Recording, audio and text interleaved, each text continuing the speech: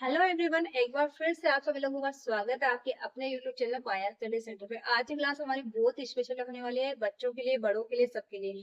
क्यों? क्योंकि डिवीजन हमारे सबके काम आता है। जो भाग होता है ना, वो बच्चों को भी सीखना रहता है, बड़ों को भी सीखना रहता है। बड़ों को क्यों सीखना रहता है? क्योंकि अगर आप गलत तरीके से सीख रहे हो तो आपको फिर से सीखना रहेगा।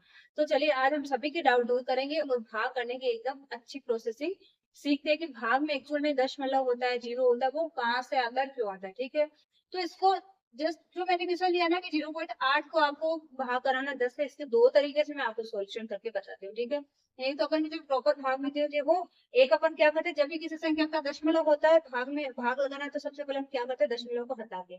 तो एक तो उस तरीके से करते हैं, एक हम भाग देने से करते हैं। जैसे आपको भाग लगाना है 0.8 के अंदर 10 का, तो हम जब भी भाग लगाते हैं दस, सबसे पहले काम जहाँ पे हमें दशमलव दिखता है तो हम उस दशमलव को हटाते हैं। इस दशमलव को हटाएंगे तो क्या आ जाएगा, नीचे 10 आ जाएगा। क्यों? क्योंकि एक अंक से पहले दशमलव है ना, तो क्या आ जाएगा, 10। तो ये ऊपर क्या बन गया, 8, और नीचे बन गया 100।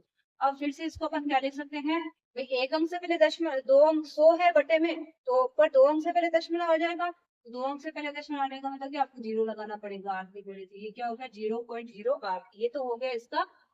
अगर इस तरीके से अपन सोल्व करेंगे तो इसका आंसर। अब बात आती है हमें, जब अपन भाग करते हैं तो भाग की प्रोसेसिंग क्या होती है उसके हिसाब से। जैसे हमें भाग लेना है 0.8 के अंदर 10 का।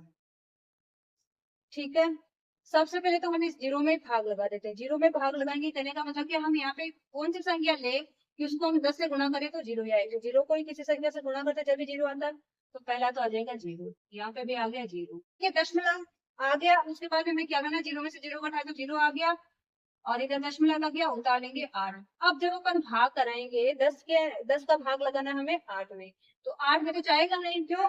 क्योंकि 8 क्या है, 10 से छोटा है।